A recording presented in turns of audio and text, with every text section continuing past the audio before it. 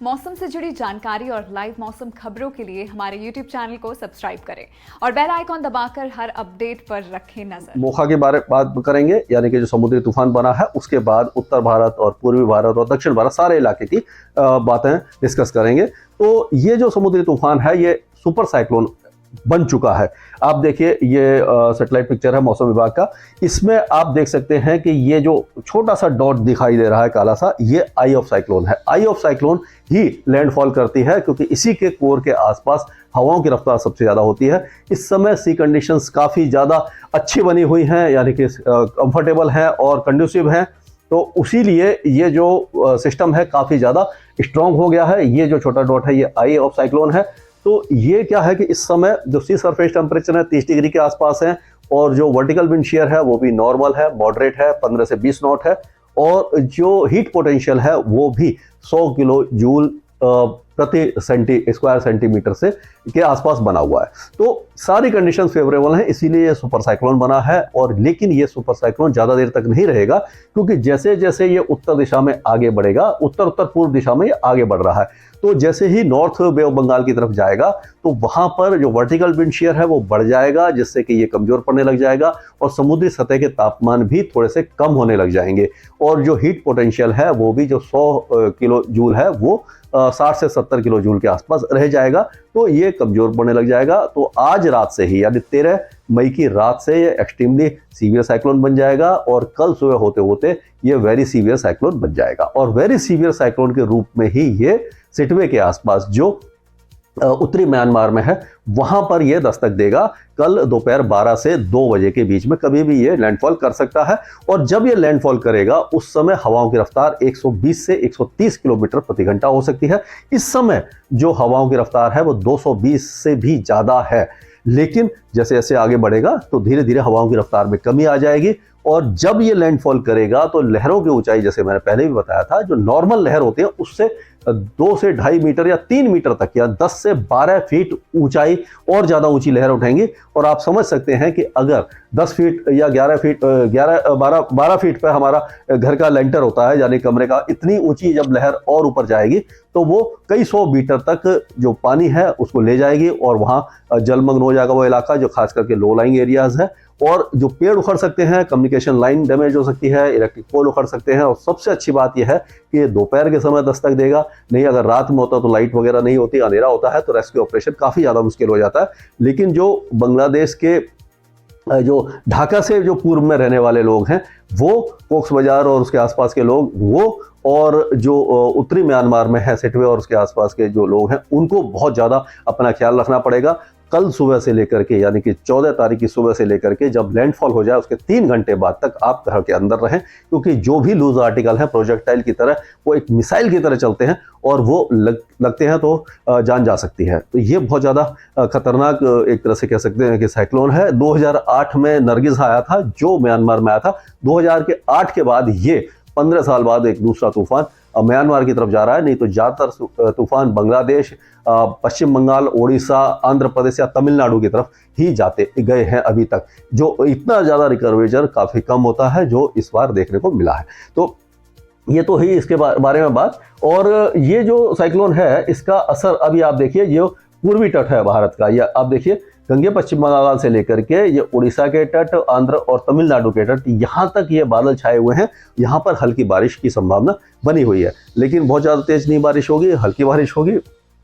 और जो लहरें हैं वो समुद्र में काफ़ी ज़्यादा ऊंची उठ सकती हैं अगले 2 दिनों के दौरान। कल कम से कम अगर हम बात करें तो ये जो एक और देखिए आप पिक्चर, ये भी विंडी टीवी का पिक्चर है, ये कल का है, यानी कि कल आज रात में ये यहाँ पर पहुंचेगा और इस तरह से ये आगे की तरफ चला जाएगा। और जो लैंडफॉल है इसका हमें ऐसे लग रहा है कि ये इस तरह से यहाँ पर लैंडफॉल कर जाएगा। और ये जब इस तरह से आगे बढ़ेगा तो यहाँ पर तो रफ्तार बहुत ज़्यादा होगी, लेकिन गंगे पश्चिम बंगाल, उड़ीसा, ये जो तट है यहाँ पर भी 40 से 50 किलोमीटर प्रति घंटा की रफ्तार से हवा चल सकती है, 60 किलोमीटर भी हो सकती है। और उस समय हवाएं काफ़ी ज़्यादा तेज होंगी, समुद्र में ऊंची लहरें उठेंगी। तो गंगे पश्चिम बंगाल से लेकर के उड़ीसा के तट तक भी जाना खतरनाक है। जितने भी ट्रॉलर हैं और मछुआरे हैं उन सबको सलाह यही दी जा रही है कि वो अभी डीप सी में न जाएं, कम से कम 15 तारीख तक, उसके बाद ही अपना काम शुरू करें। अंडमान और निकोबार द्वीप समूह में भी इस समय समय, क्योंकि ये रात का पिक्चर है, आज इसका अगर देखें तो अंडमान और निकोबार द्वीप समूह में भी जो हवाएं हैं वो काफ़ी तेज़ी से चल रही हैं, और ये डायरेक्शन है हवाओं का, और जो इस डायरेक्शन से जो हवाएं चल रही हैं बहुत ज़्यादा तेज़ चल रही हैं, और उसका प्रभाव ये हो रहा है कि यहाँ पर ये जो एयरक्राफ्ट वगैरह लैंड नहीं कर पा रहे, तो यहाँ पर भी 14 तारीख की दोपहर के बाद से अंडमान और निकोबार द्वीप समूह में स्थिति सामान्य होने लग जाएगी, हवाओं की रफ्तार कम हो जाएगी, और जो भी जो यात्री या जो टूरिस्ट वहाँ फंसे हुए हैं वो अपना काम कर सकेंगे, वापस आ सकेंगे, और जो जाने वाले हैं वो जा सकेंगे, क्योंकि इस समय फ्लाइट लैंड होना मुश्किल हो रहा है, क्योंकि हवा की रफ्तार बहुत ज़्यादा है, और ये 14 तारीख के बाद से ये धीरे धीरे कम होने लग जाएगी, और इसका काफ़ी ज़्यादा असर देखने को मिलेगा। और अगर हम देखें तो इस समय जो हमने एक और मैप बनाया था, ये है, आप देखिए जो लैंडफॉल का मैप था, तो इसमें जब लैंडफॉल करेगा तो 120 से 130 किलोमीटर प्रति घंटा की रफ्तार से हवाएं चल सकती हैं। हालांकि इस समय जो मैंने दर्शाई थी वो थोड़ी कम है, लेकिन इस समय हवाएं की रफ्तार 200 किलोमीटर से ऊपर चल रही है। जब ये लैंडफॉल करेगा तो थोड़ी सी कम हो जाएगी, और 120 से 130 किलोमीटर प्रति घंटा की रफ्तार से हवाएं चल सकती हैं। अब हम चलते हैं कि वेदर एक्टिविटी क्या होने वाली है। तो आप देखिए कि वेस्टर्न डिस्टर्बेंस है जो जम्मू कश्मीर के ऊपर बना हुआ है, एक साइक्लोनिक सर्कुलेशन बनेगा जो बन चुका है ऑलमोस्ट। ये सेंट्रल पाकिस्तान पर एक तरफ तो है, ये सिंध तक जा रही है, उत्तरी सिंध तक, और दूसरी पंजाब हरियाणा दिल्ली से होती हुई उत्तर प्रदेश के पश्चिमी भागों तक आ रही है। तो अब क्या होगा कि अगले 2-3 दिनों के दौरान पंजाब हरियाणा दिल्ली और उत्तर प्रदेश के साथ साथ पश्चिमी और उत्तरी राजस्थान में धूल भरी आंधी चलने की संभावना है। बादल भी गरज सकते हैं, एक दो स्थानों पर थोड़ी देर के लिए हल्की बौछारें पड़ सकती हैं। दिल्ली एनसीआर में हमने देखा कि तापमान काफी ज्यादा बढ़े हुए थे। दिल्ली में कल 42.5 डिग्री टेम्परेचर था, जो सामान्य से बहुत ज्यादा था, 3 डिग्री ज्यादा था, काफी ज्यादा गर्मी थी। आज क्योंकि हवाएं जो हैं वो चेंज होने लगी हैं। कल तक क्या था, जो 12 तारीख तक जो हवाएं हैं उत्तर पश्चिम दिशा से और पश्चिमी हवाएं चल रही थी, जो काफी गर्म और शुष्क थी। अब ये जो साइक्लोनिक सर्कुलेशन बना है, इसके कारण हवाओं की जो डायरेक्शन है वो चेंज हुई है इस इलाके में, ये ट्रफ के कारण। तो दिल्ली, हरियाणा और पंजाब में अब पूर्वी दिशा से हवाएं चली हैं, जिससे कि नमी थोड़ी सी बढ़ेगी। पूर्वी हवाओं में नमी होती है, जब नमी बढ़ती है तो क्या होता है कि, और अनस्टेबिलिटी पहले ही है क्योंकि टेम्परेचर ज़्यादा है, तो गरजने वाले बादल बनने की संभावना है। तो ये अमृतसर, पठानकोट से लेकर के ये हिसार, चरखी दादरी और फतेहाबाद, नारनौल, ये सारे इलाकों में बादल वगैरह गरज सकते हैं। उसी तरह से चूरू, बीकानेर, श्रीगंगानगर, हनुमानगढ़, ये सारे इलाकों में, और जैसलमेर वगैरह में और जोधपुर, बाड़मेर में भी कुछ इलाकों में बादल छा सकते हैं। लेकिन उत्तरी और उत्तर पूर्वी जो राजस्थान है वो ज़्यादा प्रभावित होगा। और उसी तरह से दिल्ली के साथ साथ जो पश्चिमी उत्तर प्रदेश है, जैसे कि एटा, मैनपुरी है, फिरोजाबाद है, और आगरा, अलीगढ़, मथुरा, हाथरस, मेरठ, बुलंदशहर, ये जो इलाके हैं, इन इलाकों में बादलों की गरज चमक देखने को मिलेगी। और अगले 1-2 दिनों के बाद हो सकता है कि ये जो वेदर एक्टिविटी है वो लखनऊ, कानपुर, औरई वगैरह यहाँ तक भी पहुँच जाए। तो ये काफ़ी दिनों के बाद फिर से जो मौसमी गतिविधियाँ देखने को मिलेंगी, उसके कारण तापमान थोड़े से गिरेंगे, थोड़ी देर के लिए गिरेंगे जहाँ जहाँ वेदर एक्टिविटी होगी। लेकिन क्या होता है कि पूरे इलाके में जब बारिश होती है, जैसे हमने मार्च में देखा था, अप्रैल में देखा था, तो क्या है कि पूरा इलाका ठंडा हो जाता है और टेम्परेचर गिर जाते हैं। लेकिन अगर आप मानिए कि मेरठ में बारिश होती है या थोड़ी देर के लिए हवाएं चलती हैं, आंधी आती है, मेरठ में बारिश हुई, लेकिन आसपास के इलाकों में, बुलंदशहर वगैरह में, सहारनपुर वगैरह में नहीं हुई, तो क्या होगा कि मेरठ में उस समय तो तापमान गिर जाएंगे 2-4-5 डिग्री। लेकिन जैसे ही वो वेदर एक्टिविटी खत्म होगी तो आसपास की जो गर्म हवाएं हैं फिर से आ जाएंगी और तापमान बढ़ जाएंगे। इसीलिए ये जो राहत है वो थोड़ी देर के लिए होती है, ये कारण है। तो ये तो हमने ये बात की। और 45 डिग्री से ऊपर तापमान चूरू, बीकानेर, ये सारे इलाकों में है, जलगांव में, बाड़मेर, सब इलाके में ये 45 से ऊपर तापमान पहुंचे हुए हैं, जो थोड़े से गिर सकते हैं। तो अब ये जो मौसमी गतिविधियां हैं, ये जो वेदर सिस्टम जब हट जाएगा तो क्या होगा कि ये पूरे मॉइस्चर को कंसंट्रेट किए हुए हैं। जब ये ऊपर की तरफ चला जाएगा तो इसका प्रभाव से क्या होगा, उत्तर पूर्वी राज्यों में 14 और 15 तारीख को भारी बारिश की संभावना है। नागालैंड, मणिपुर, मिजोरम, त्रिपुरा, इन सारे इलाकों में, मणिपुर, मिजोरम में आज से ही बारिश की, त्रिपुरा में बहुत तेज बारिश होगी और उसके बाद कम हो जाएगी। तो यहां से अब क्या होगा कि बाद में हम कह सकते हैं कि जो 15-16 तारीख से बारिश की गतिविधियां माफ कीजिएगा, बारिश की गतिविधियां पूर्वी भारत में शुरू हो जाएंगी। जो काफी दिन से बिहार, झारखंड और पश्चिम बंगाल के इलाके शुष्क बने हुए थे, तो बिहार, झारखंड, इन सारे इलाकों में और उड़ीसा के कई इलाकों में बारिश की गतिविधियां होंगी। पूर्वी उत्तर प्रदेश में भी हो सकती हैं। तो ये जो वेदर एक्टिविटी होगी, तो हम कह सकते हैं कि यहाँ से लेकर के ये देखिए, ये पूरा इलाका कवर हो सकता है। यहाँ पर मौसमी गतिविधियां हो सकती हैं आपकी, ये पूरा इलाका यहाँ से लेकर के यहाँ।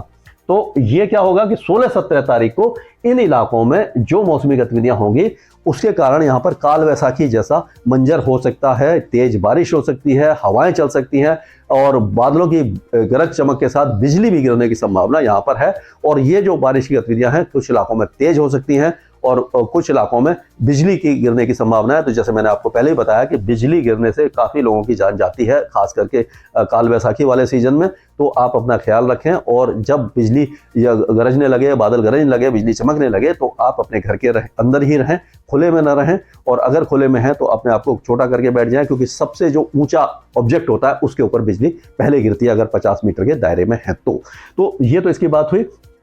तो ये होगा क्यों, इसका भी एक कारण है कि अभी तक तो कोई वेदर एक्टिविटी यहाँ पर दिखाई नहीं दे रही थी। अब अचानक ये वेदर कहाँ से आ जाएगा, तो उसके लिए हम कह सकते हैं कि क्या होगा कि ये जो मौसमी गतिविधियां हैं उसका कारण एक ट्रफ रेखा बनेगी। और वो ट्रफ जो बनेगी वो यहाँ से लेकर के हम कह सकते हैं ये जो है अभी आप देख रहे हैं कि ये ट्रफ है, उसके बाद वो ट्रफ इस तरह से जाएगी। यानी कि ये जो ट्रफ है ये उत्तर प्रदेश के उत्तरी भागों से होकर बिहार, झारखंड और पश्चिम बंगाल तक डिप होगी। और हो सकता है कि यही ट्रफ रेखा और आगे भी आ जाए और ये इस तरह से यहाँ भी जा सकती है और थोड़ा सा इस तरह से टर्न हो सकती है। अगर ये इस तरह से ऐसे टर्न होती है तो यहाँ क्या होगा कि हवाएं बंगाल की खाड़ी से आने लग जाएंगी, मॉइस्चर बढ़ेगा, WD आगे आएगा। तो ये सारे इलाकों में जब मॉइस्चर बढ़ेगा तो पंजाब, हरियाणा और राजस्थान के साथ साथ पश्चिमी उत्तर प्रदेश और जो पूर्व उत्तरी मध्य प्रदेश है यहाँ पर तो बादल गरजेंगे और बारिश वगैरह हो सकती है, आंधी चल सकती है। लेकिन पूर्वी भारत में खास करके जो पूर्वी उत्तर प्रदेश है, बिहार, झारखंड, पश्चिम बंगाल और उड़ीसा के कई इलाकों में जो है वो तेज बारिश और जो काल वैसाखी जैसा मंजर आ जाएगा। यानी कि प्री मानसून गतिविधियां इस वेदर सिस्टम, ये साइक्लोन के हटते ही आ जाएंगी ये सारे इलाके में। और यहाँ पर तापमान से जो गर्मी है, भीषण गर्मी है, उससे राहत जरूर मिलेगी, खास करके बिहार, झारखंड, पश्चिम बंगाल और उड़ीसा के लोगों को। और ये जो उत्तर प्रदेश है यहाँ पर प्रयागराज, वाराणसी वगैरह में इतनी बारिश की संभावना नजर नहीं आ रही है। ग्वालियर संभाग में थोड़ी सी बारिश हो सकती है मध्य प्रदेश में, लेकिन जैसे कि जबलपुर, सतना और नरसिंहपुर, बैतूल, होशंगाबाद, मांडला, सियोनी, देवास, ये जो इलाके हैं, भोपाल, इंदौर, उज्जैन, रतलाम, धार, खांडवा, खरगोन, ये सारे इलाके गर्म और शुष्क रहेंगे। और उसी तरह से दक्षिणी राजस्थान के साथ साथ जो गुजरात के इलाके हैं यहाँ पर भी बारिश की गतिविधियां हमें नजर नहीं आ रही। तो मतलब कह सकते हैं कि ये जो इलाका है यहाँ से अगर हम यहाँ पर देखें तो ये पूरा ये जो इलाका है ये पूरी तरह शुष्क रहेगा। यहाँ पर ये जो एरिया है ये शुष्क और गर्म बना रहेगा। इस इलाके में थोड़ा सा मौसमी गतिविधियां हो सकती हैं। और अगर आगे की बात करें तो अभी फिलहाल जो कोस्टल कर्नाटका और तमिलनाडु के कुछ इलाके हैं, केरल है, यहाँ पर बारिश की गतिविधियां हो सकती हैं। 2 दिनों के बाद ये कल से ही लक्षद्वीप के भी कई इलाकों में तेज बारिश की संभावना है। एंटी साइक्लोन यहाँ पर बना हुआ है, उसके नीचे एक साइक्लोनिक सर्कुलेशन बन सकता है जिसके कारण लक्षद्वीप में भी तेज बारिश की गतिविधियां हो सकती है। तो कुल मिला के चलिए कि अब पहाड़ों पर अगले दो दिनों के दौरान बारिश होगी और हल्की बर्फबारी होगी। उत्तर और उत्तर पश्चिम भारत में गरज के साथ बौछारें हल्की फुल्की पड़ सकती है, आंधी हो सकती है। और ये 15, 16, 17 तारीख से जो बारिश की गतिविधियां हैं वो पूर्वी भारत में काल वैसाखी जैसा मंजर हो जाएगा। और जो दक्षिणी राजस्थान है, गुजरात है, मध्य प्रदेश के ज़्यादातर इलाके हैं और जो महाराष्ट्र है ये गर्म और शुष्क रहेगा। भीषण गर्मी का प्रकोप इन इलाकों में जारी रहेगा। इसके आगे जो भी अपडेट होगा मैं आपको लगातार अपडेट देता रहूंगा स्काई मैट वेदर में। अभी के लिए इतना ही। मौसम से जुड़ी जानकारी और लाइव मौसम खबरों के लिए हमारे YouTube चैनल को सब्सक्राइब करें और बेल आइकॉन दबाकर हर अपडेट पर रखें नजर।